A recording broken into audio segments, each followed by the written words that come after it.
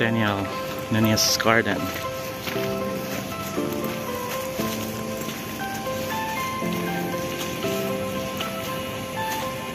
So, may fountain.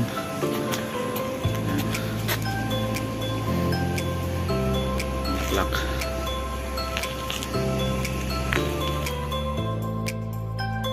So ayan, sa harap natin makikita nyo yung mga gazebos at of course yung ating Rose Memorial Auditorium. Dito ay nilipat yung auditorium nung nasunog siya noong 1990s. Ito naman yung ating kindergarten, University Kindergarten. Ayan. Ang ganda, diba? So yung mga bata, hopefully makabalik na. Ayan yung ating University Gym. So ito yung ating Rose Memorial Auditorium. Ayan. Ngayon, pupunta tayo sa Henry Luce III Library.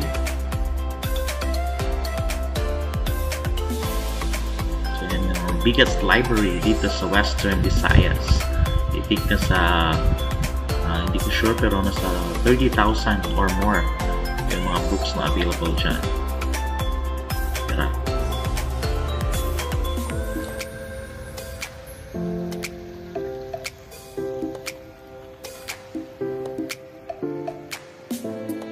Punta natin yung CR. Pang hotel na CR. Buksan.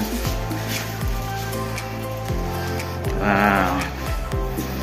Ayan, CR na pang hotel.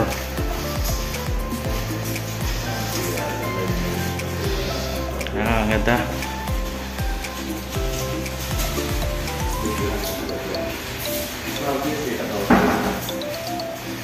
So, parang dito na tayo matulog sa CR. Ang ganda. Parang hotel. Ayan. Survives ko yan. Sa loob. Ayan, ganda ng CR, no? Elevator. Touchscreen.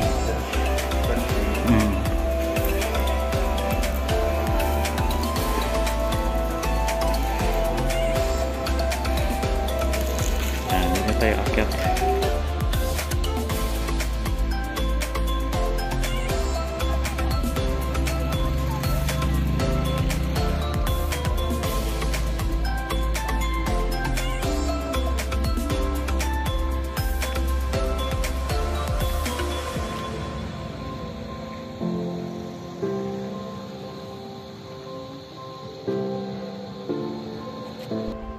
Yan, meron tayo dito si Berta, isang AI na pwede mag-answer sa mga tanong ninyo. At meron din tayong scanner dito. So, kahit online, you can access the books dito sa ating library, sa Henry Luce III Library. Dito kami sa elevator. You Yun ang CPU. CPU. Oh, dito ganyan sa high school building, oh. Oo.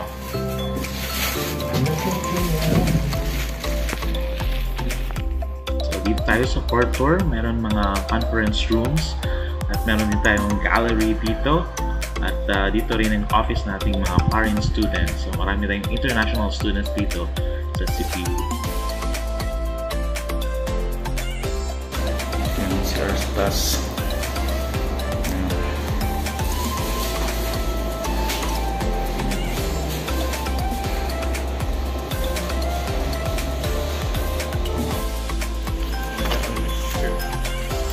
Oh, dito yung memorable place.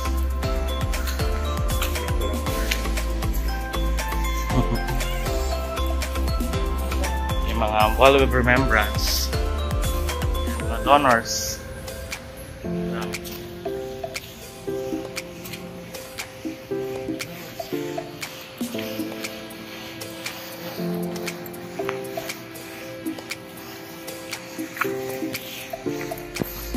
Yung replica ng Hope Vale. Yan. Hope Vale.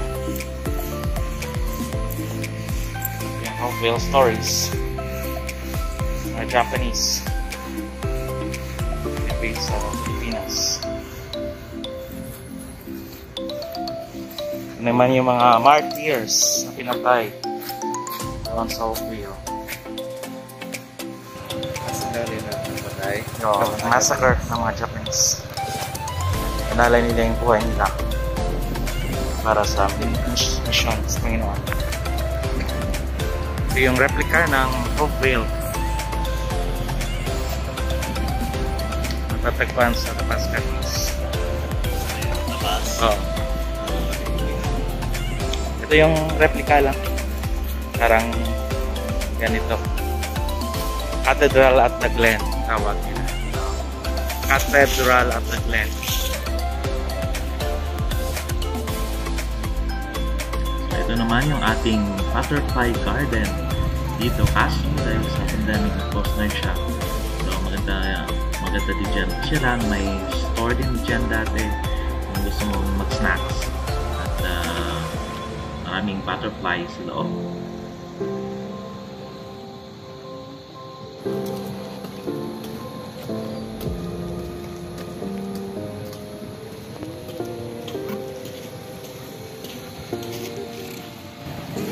Yan yung ating tennis courts. Noong ito pandemic, nalumutan na siya. Sana, kailan kaya maglalaro yung mga tao dito.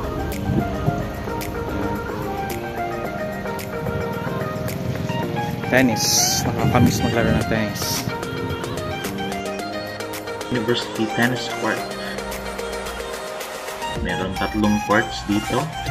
At may placing for spectators. And sa dulo yung ating power supply. Yan.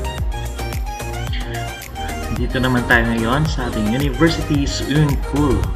So ayan, ito yung unang Olympic size swimming pool dito sa Western Visayas. Meron siyang mga features sa gilid. At of course, mayroon din mga places para sa swimmers natin.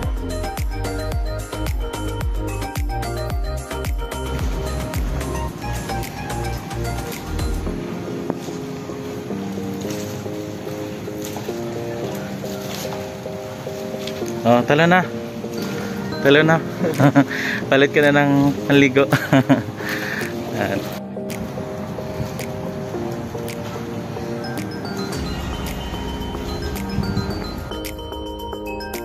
So, dito naman tayo sa ating Lifestyle Learning Center.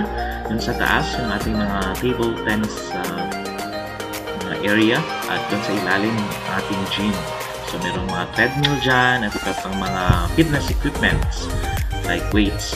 Gusto mo mag-exercise at para din sa mga students at teachers.